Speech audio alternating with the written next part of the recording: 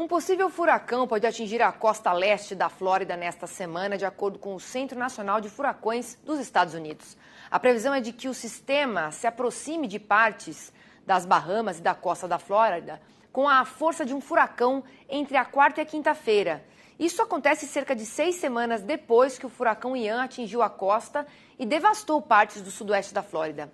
Embora o pico da temporada de furacões geralmente ocorra em meados de setembro, a temporada vai até novembro. Vamos então falar agora com a Maria Clara Sasaki. Eu quero perguntar para ela se já dá para ver esse sistema nas imagens de satélite e aproveito para fazer já uma segunda pergunta. Como é que estão as condições climáticas para as lavouras americanas? Seja muito bem-vinda, Maria Clara.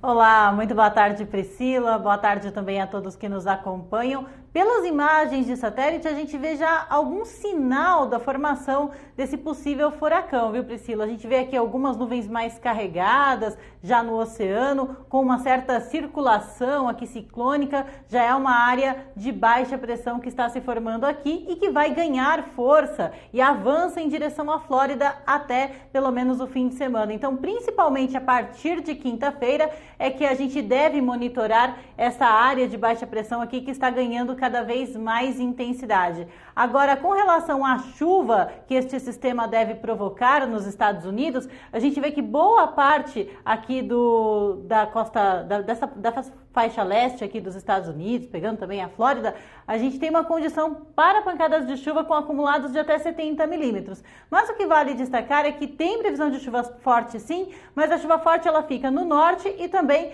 no sudeste dos Estados Unidos e não deve atingir a região do Corn Belt, a região produtora de milho. Então a gente já tem uma condição de poucas instabilidades avançando aqui pelos estados produtores, uma região que já passou aí da fase de colheita, mais de 66% do milho já foi colhido e mais de 88% da soja também já foi colhido nas áreas produtoras dos Estados Unidos, e isso é um percentual até maior do que a média, cerca de 12 pontos aí para o milho e também 10 pontos para a soja. E com este tempo mais instável aqui, mas não com grandes volumes acumulados, a colheita ainda está garantida ao longo dos próximos 5 dias. E a gente vê que depois disso, olha, a partir do dia 14, aí sim é que não tem mais condições de chuva volumosa mesmo. O risco é bem menor nas áreas produtoras aqui dos Estados Unidos e se chover, fica aí algo em torno de 10 a 15 milímetros, Priscila. A gente continua então esse monitoramento, né, Maria Clara, até para ver se realmente não vai criar grandes proporções, a gente acompanha. Mas agora eu quero voltar aqui para o Brasil. Quais são os destaques que você traz aqui para o nosso país?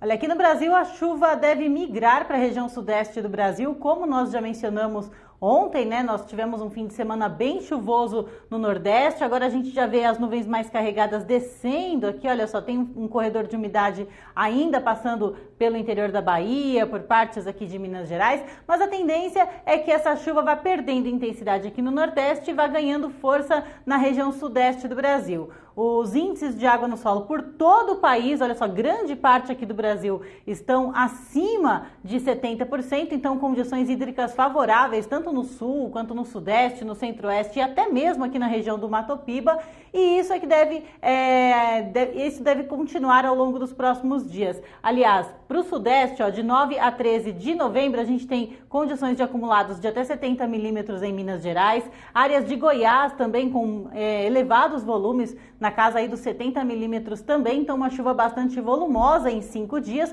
o que vai manter os índices de água do solo bastante elevados. Agora, a condição hídrica para a safra ao longo da semana, para a safra de soja, com esse tanto de umidade no solo, é bastante favorável. Então, boa parte aqui das áreas produtoras tem uma condição aí uma condição hídrica favorável, né, nas áreas de soja, e apenas nessas áreas aqui em amarelo é que tem uma baixa restrição para uma possível falta de chuva, uma chuva mais irregular, mas ainda assim é baixa a restrição segundo os dados da Conab. Agora, para o período de 14 a 18 do mês de novembro, a gente vê ainda uma chuva muito significativa entre o Sudeste e o Centro-Oeste, acumulados de mais de 50 milímetros em Minas Gerais, e o que vale destacar é que o solo está encharcado e vai chover bastante, então o risco de erosão é bastante alto aí ao longo dos próximos dias na região Sudeste do Brasil, especialmente em Minas. De 19 a 23 de novembro, a gente ainda tem condições de chuva no Brasil Central, pegando do Sudeste até a região Centro-Oeste do Brasil e algumas áreas de instabilidade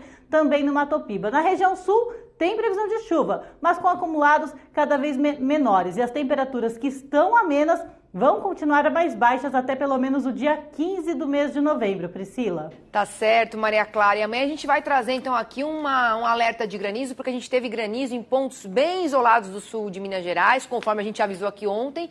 E amanhã a gente renova então esse alerta para ver se esse potencial para granizo continua. Combinado? Obrigada.